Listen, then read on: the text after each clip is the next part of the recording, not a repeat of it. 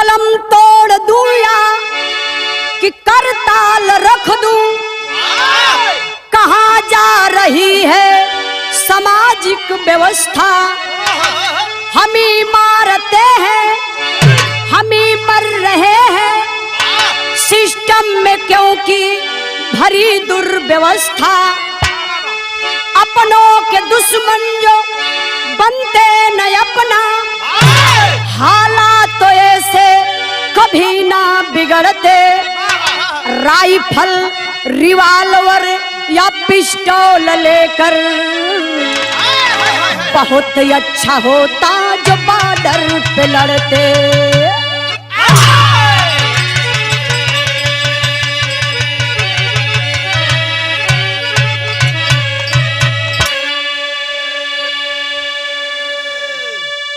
ए बाबू,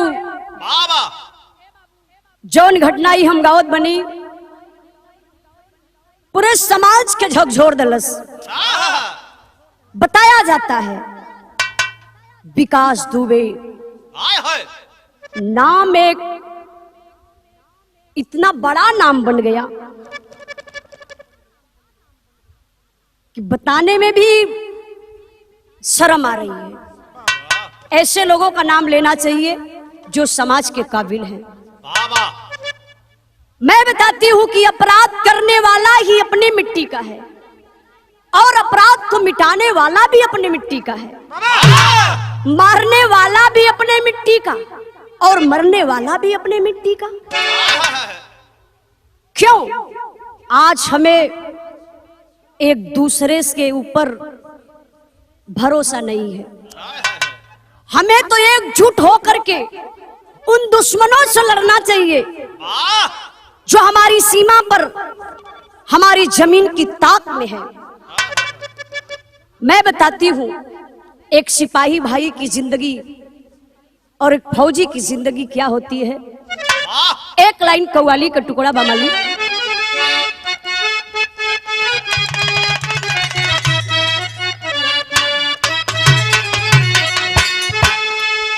अरे उठो मुसलमान नमाज पढ़ लो, अरे उठो मुसलमान नमाज पढ़ लो, अभी मेरा सर कटा नहीं है। उठो मुसलमान नमाज पढ़ लो, अभी मेरा सर कटा नहीं है। उठो मुसलमान नमाज पढ़ लो, अभी मेरा सर कटा नहीं है। उठो मुसलमान नमाज पढ़ लो, अभी मेरा सर कटा नहीं है। अरे हुसैन ने जो दिया शहादत, अरे हुसैन ने जो दिया शहादत, तो ऐसा कोई दिया नहीं है।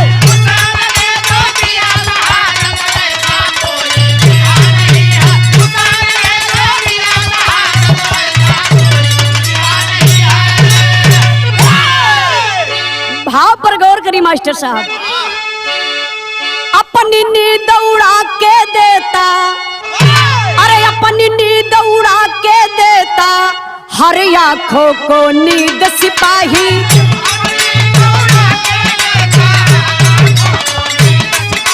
क्या बात है?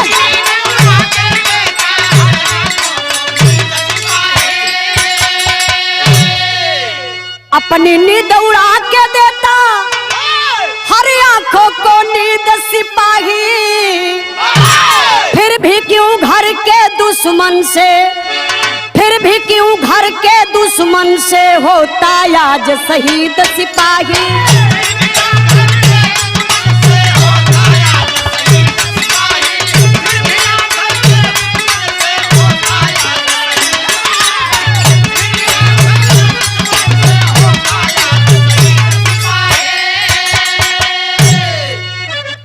कहानी का शुरुआत बा, आप लोग कहानी पर गौर करी। कहानी कहां से कैसे लिखल गई मास्टर साहब?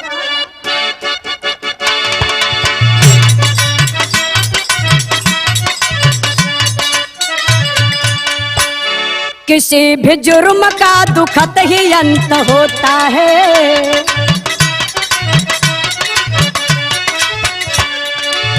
फिर फिर भी क्यों कफन को खून से भिगोता है।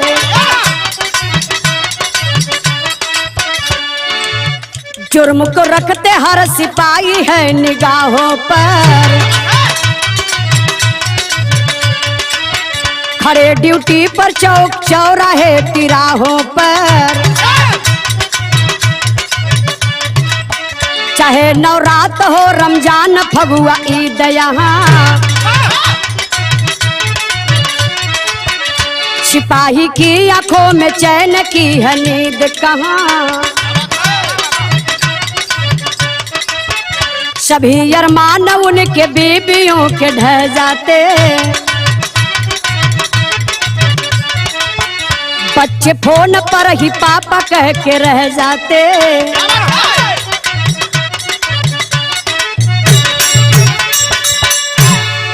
ए बाबू देखिए, ड्यूटी तो ड्यूटी होला हो, चाहे वो सरकारी ड्यूटी हो चाहे वो प्राइवेट ड्यूटी हो, लेकिन आज दो को ड्यूटी बड़ा मुश्किल बा। फौजी जवान भाई सीमा पर और सिपाही भाई गांव गली और शहर देहात में पहरा देते हैं, तो हम लोग चैन की नींद लेते हैं। आज उन सिपाही भाई के ऊपर देश का गद्दार विकास दुबे करता है क्या? एक लाइन गीत लगल मास्टर साहब,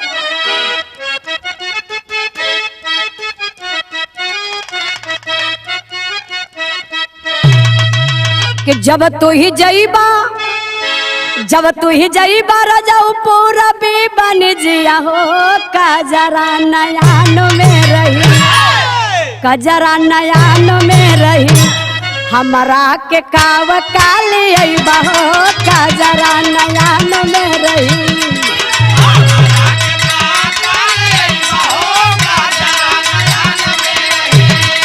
हमरा के काव काली अइबा हो, कजरा नयान में रही।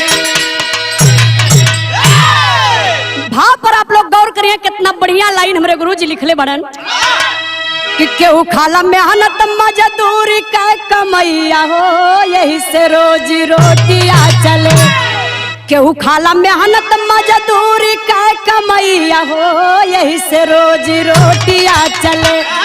केहू लूटे जुर्म के रुपैया हो, यही से रोजी रोटिया चले।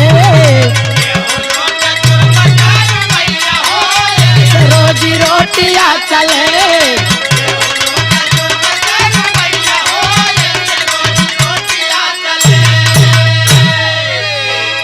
रहला विकास दुबे जन्मल बिकरू गांव में,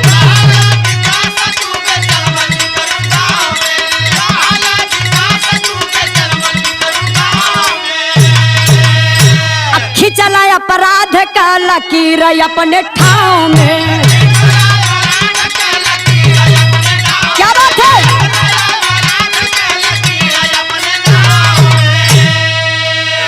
शासन प्रशासन से निभावला मितैया हो, वही से रोजी रोटिया चले, वही से रोजी रोटिया चले। रहला छिपाई के बुरैया हो, वही से रोजी रोटिया चले।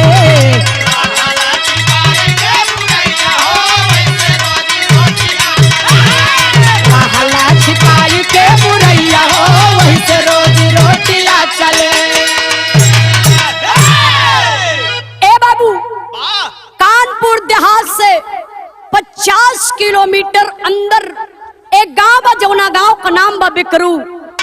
वहां का निवासी विकास दुबे नाम का एक व्यक्ति, जो दिन प्रतिदिन इतनी बड़ी तरक्की कर गया, सभी से मिल मिलाप रखने की वजह से उसकी कामयाबी का राज किसी को पता नहीं चला। पता नहीं किस मजबूरी में उस आदमी के हाथ से सन 2000 में सह प्रिंसिपल बिंदेश्वर पांडे जी का मर्डर हुआ, जो यह पहला मर्डर था।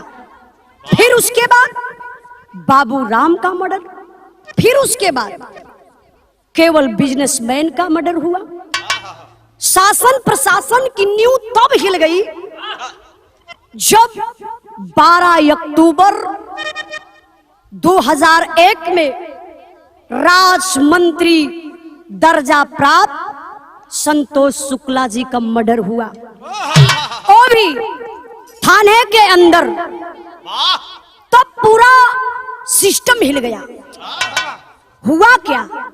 एक लाइन गीत लगल मास्टर साहब।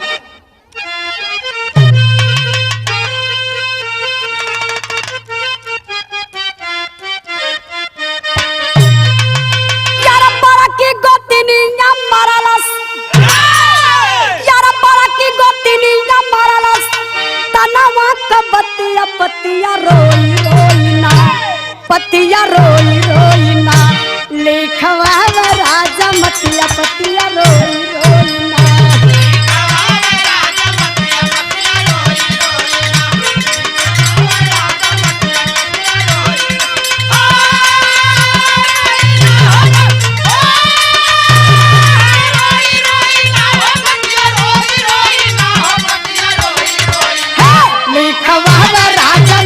पतिया रोई रोई ना,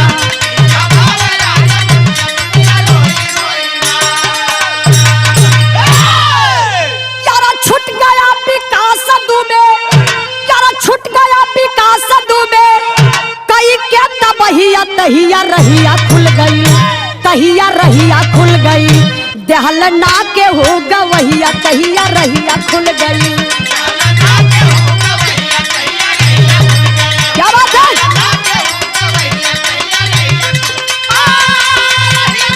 बहुत अच्छे।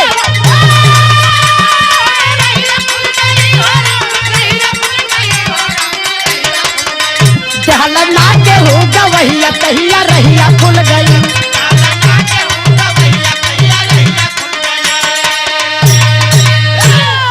सुरक्षा के दूध से जुनून गई जागो,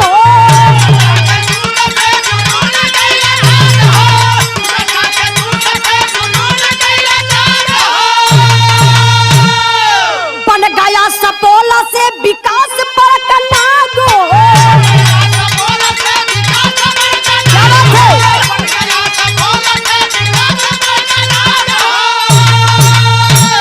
अरे हीला लगल लोग, अरे हीला लगल लोग, जहाँ डाला वो निगहिया तहिया रहिया खुल गई, तहिया रहिया खुल गई, टहलना के हो गवहिया तहिया रहिया खुल गई।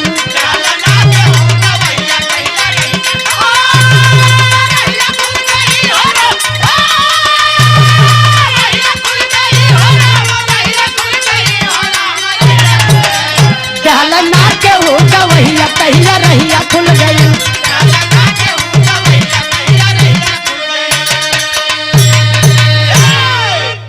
किस मजबूरी में विकास दुबे इन राहों पर चला, यह राज उसी के सीने में है। धीरे धीरे 25 साल का वक्त गुजर गया, विकास दुबे नाम एक दबा का दबा रह गया। भारतीय जनता पार्टी की सरकार में 18 महीने के बाद भारतीय जनता पार्टी की सरकार ने 18 महीने जेल में रह करके जमानत पर वह व्यक्ति छूट गया, घर पर रहने लगा। एक रोज राहुल तिवारी नाम का व्यक्ति सिविली थाने में जाकर के रिपोर्ट लिखाता है और कहता है क्या? गीत लगल बा मास्टर।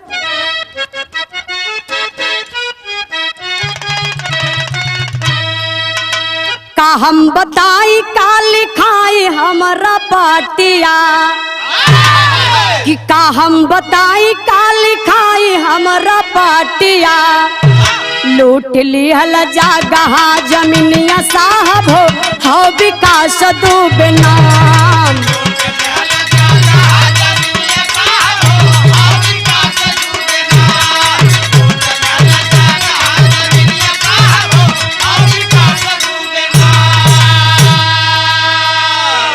हमके हमारे ससुर के उ घर से उठावल, मरल पीट मार कर फाला उठावल।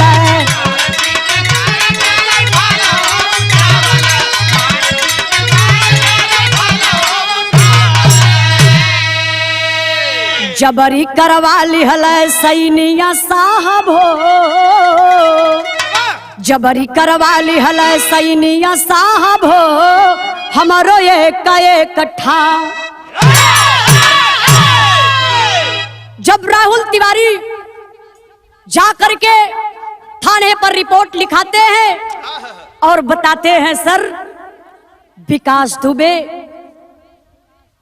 हमें और हमारे ससुर जी को किडनैप कर लिया, उसके बाद बहुत मारा पीटा, मारने पीटने के बाद जो हमारी जमीन थी, जो हमारा घर द्वार था, रहने का ठिकाना था, सब कुछ की वो साइन करवा लिया। इतनी बात थाना अध्यक्ष सुनते और करते हैं क्या? थाना अध्यक्ष घर गईल विकास के, कि थाना अध्यक्ष घर गईल विकास के, अब पूछता पकोरे लगल मामला तलाश के। क्या बात है?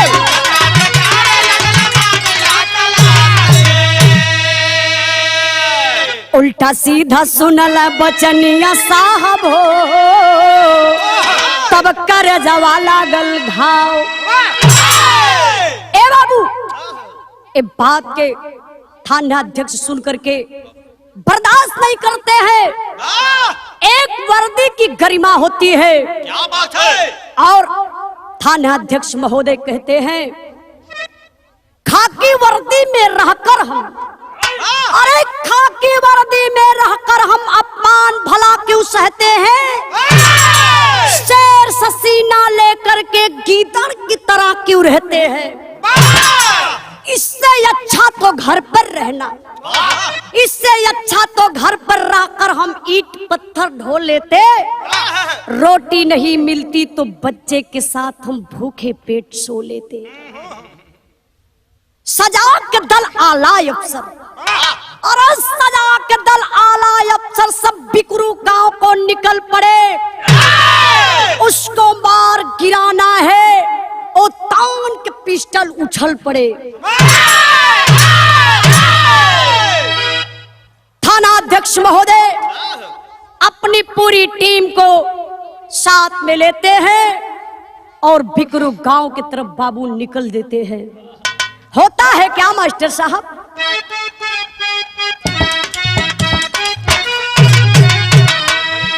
आगे खड़ी जिसी भी घेरल से, आगे खड़ी जिसी भी घेरलस, पूरा राहिया कर उछहिया, पैदल चलल सिपहिया ना। पूरा राहिया पैदल चलल सिपहिया ना।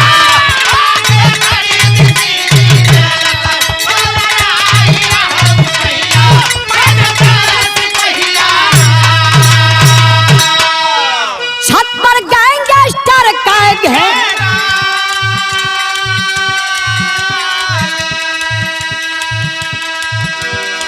बिजली कटल भइल अंधेरा,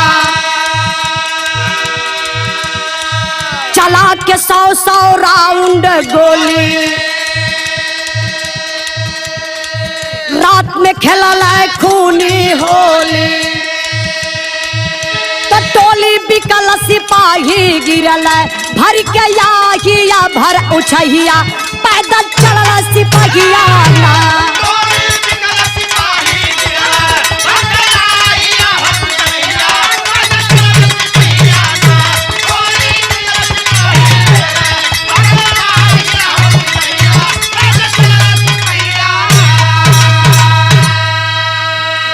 गिरला महेश गोली खाके,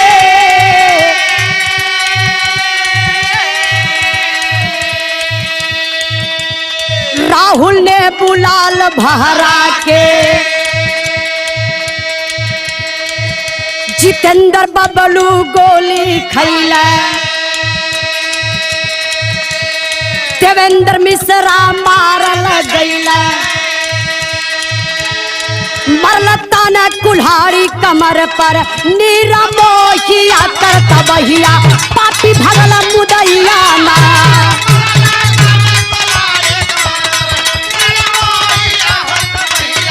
पापी भगला मुदैया ना।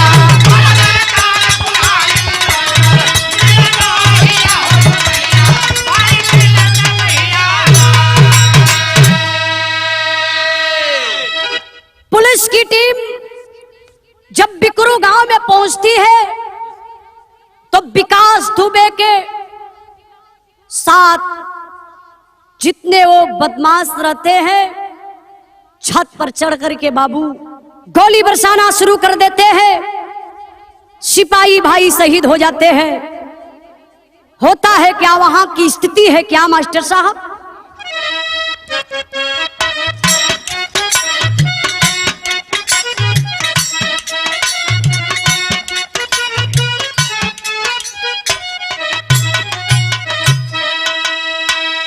केहू के चर चर गोली, केहू के पच पच गोली, केहू के पच पच गोली, सिनवा में दे हालन तार। केहू के खोपड़िया बाहर, केहू के या तड़िया बाहर, केहू के या तरिया बाहर, केहू डूबल खूनावा के धार। सिनवाया पिठिया गारा दनिया में खाइल हो, दनिया में खाइल हो, सत गोली अनुपा को मार।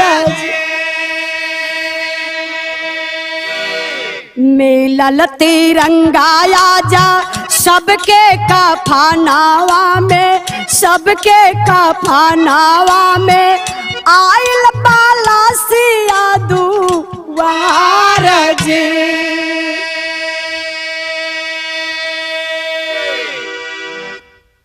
ए बाबू,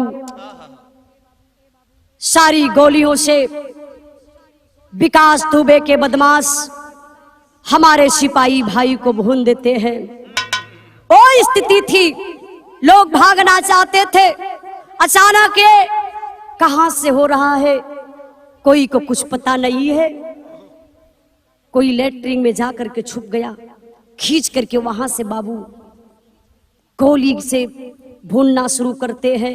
कोई किसी के घर में जाकर के छुप जाते हैं सिपाही भाई, वहां से भी वो बदमाश पापी नीच कमीना निकाल करके गोली चलाना शुरू कर देते हैं। इतने ही नहीं बाबू, मारने पर भी मारते हैं। कुल्हाड़ी से पैर को काट लेते हैं, कमर पर कुल्हाड़ी चला देते हैं। उस पापी विकास दुबे की इतनी बड़ी सोच थी, लाश को भी मिटाना चाहता था कि कोई पता ना पावे कि लाश कहां चली गई।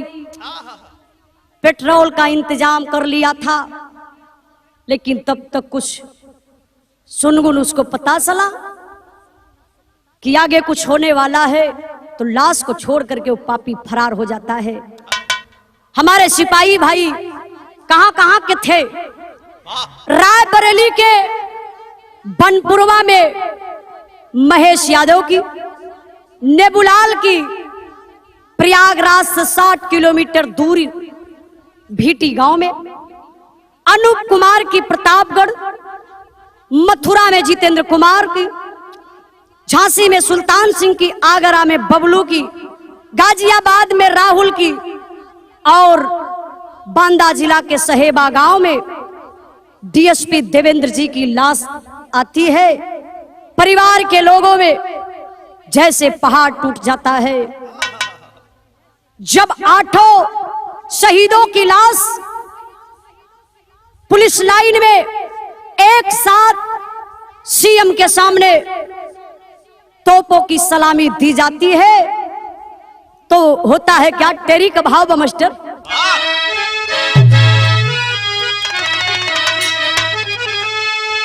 अरे कफन में खाकी वर्दी सो गई, झस गई झांसे में शेरों को गुंडा गर्दी। अरे हो गर्दी, अरे हो गर्दी।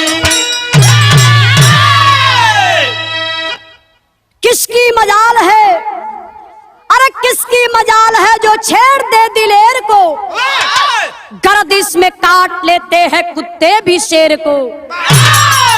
सिस्टम का हर उन्माद है, सिस्टम का हर उन्माद है गफलत में फंस गया, जैसे हमारे हिंद को नाक डस गया। विकास उसी रात में प्रबंध कर दिया, विकास उसी रात में प्रबंध कर दिया, जिसे भी से क्यों रास्ता को बंद कर दिया। या बात है जहन में, या बात है जहन में सारा प्रश्न ला रही, कैसे पता चला पुलिस की टीम आ रही। कैसे जिए माता पिता का नूर चल गया, अरे कैसे जिए माता पिता का नूर चल गया, सुहागिनों के माथ का सिंदूर चल गया, ओठों पर खुशहाली का बझौना चला गया, ओठों पर खुशहाली का बझौना चला गया, बच्चों के हाथ का तो खिलौना चला गया। आज डीएसपी देवेंद्र मिश्र की बेटी लाश पर अपने पिता के रोती बिलखती चिल्लाती हुई कहती है, क्या कहती है मास्टर साहब?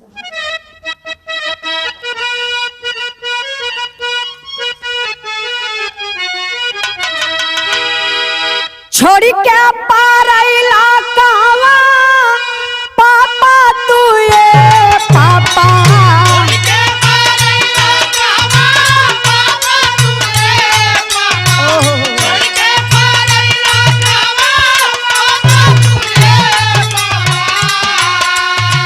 एक बेर दाई अखिया तानी खोला ये पापा,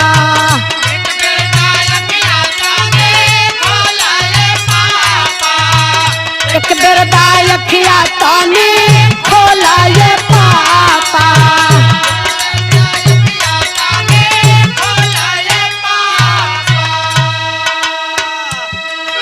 जैसे तू 3 घंटा पहले बतियावला पापा,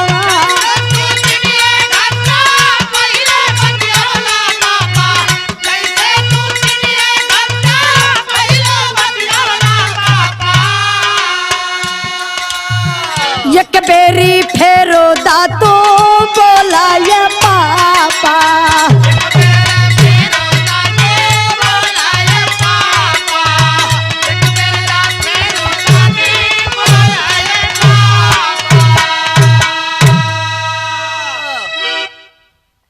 डॉक्टर बनावे वाला सपना तो बीन लेला।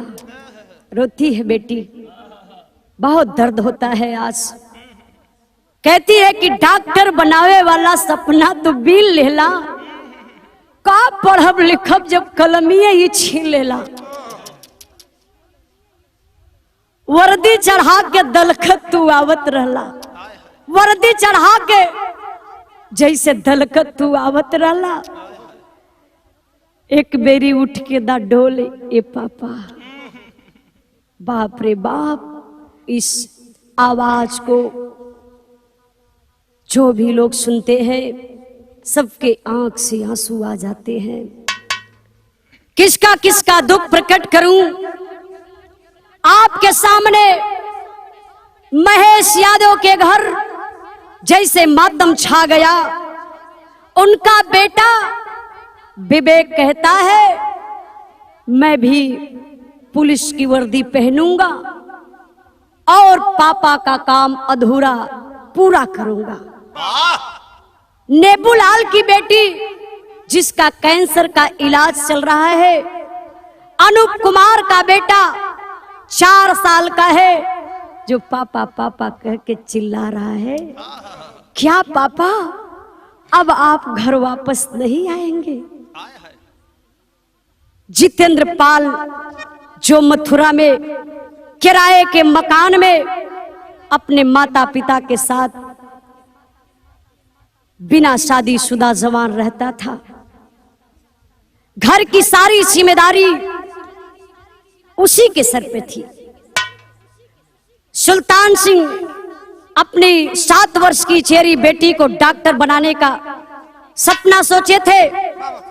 बबलू सिपाही की अभी 2 वर्ष पहले शादी हुई थी, गाजियाबाद राहुल की बात तो क्या कहूं, उसकी तो नवविवाहिता पत्नी है, गोद में 2 महीने की बेटी है। लाश पर गिरकर बापू रोती है, छुप कलेजा को दहला देती है। कैसे रोती है, क्या कहती है मास्टर साहब?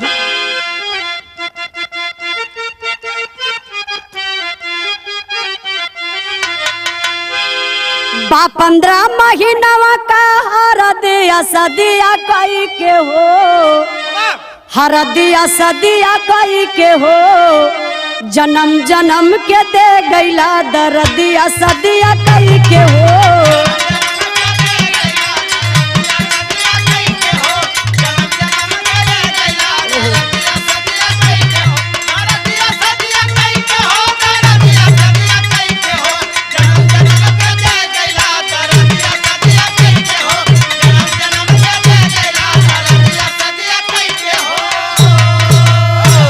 हवे 2 महीनवा के एक दूध मोई दुलारिया हो, अब पापा तो के कहे भी नहीं पवल सुकुमारिया हो।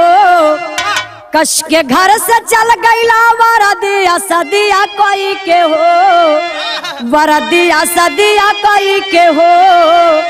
अच्छी नीली हला काजर से नूर में हदिया सदिया कोई के हो। ओ आज परिवार से पूछा, जकरे घर के लाला शहीद हो गई, लेकिन यार का होत बा पपियवा विकास दुबे का करत बा मास्टर साहब, अल्लाह का लाइन बा।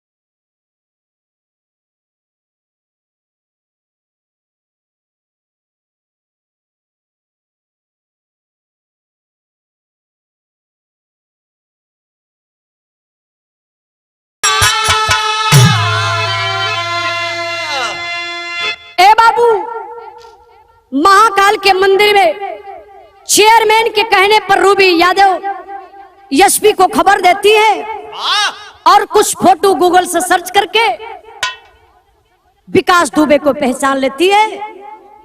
शेर हो जाती है कि यही विकास दुबे है और रूबी यादव दबोच लेती है। रूबी यादव जब दबोच कर पकड़ लेती है तो वह चिल्लाने लगता है, मैं हूँ विकास दुबे कानपुर वाला, मैं हूँ विकास दुबे कानपुर वाला। तब तक तान का थप्पड़ विजय राठौर मारते हैं और एमपी की पुलिस यूपी के पुलिस के सौंप देती है।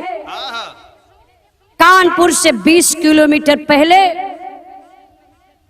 एसटीएफ की गाड़ी पलट जाती है जिसमें विकास दुबे फुल मौका पा जाता है। हथियार छीनकर भागना चाहता है और मारा जाता है। इस तरह एक दुर्दांत अपराधी का खात्मा होता है। भगवान भोलेनाथ वैसे ही शत्रु के विनाशक है। उनके डमरू के डिमडिमाहट से और तांडव नृत्य से पूरी सृष्टि हिल जाती है। विकास दुबे किस खेत का मूली है। होता है क्या मास्टर साहब, खड़ी का लाइन बा। अरे बचत बचत ना यूपी पुलिस के हाथ पर चढ़ाल, काल के गाल से बच के महाकाल के माथे पर चढ़ाल।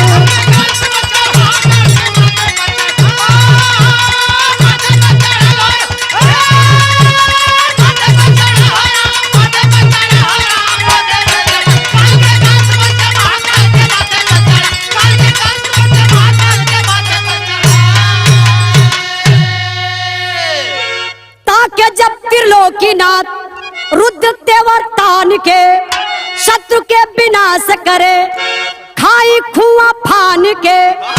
अरे पाप जे कैले, अरे पाप जे कैले यमराज के खाते पर चढ़ाल, काल के गाल से बच के महाकाल के माथे पर चढ़ल।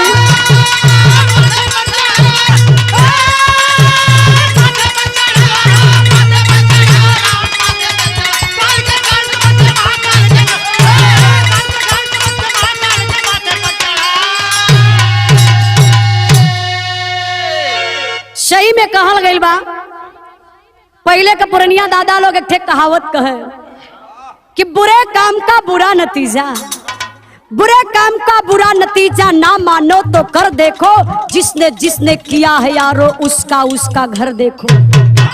देखिए विकास दुबे का पाप किया, उसकी दुनिया उजड़ गई। आखिरी कहना बा मास्टर, गुरु बिहारी गुरु गणेश गुरु रामलाल फौलाद, कहे चंद्रिका शहीद भइला धरती के औलाद। अरे कफन में खाकी वर्दी सो गई, उजाला प्यारे लाल धरती से मिटल पे दर्दी, कफन में खाकी वर्दी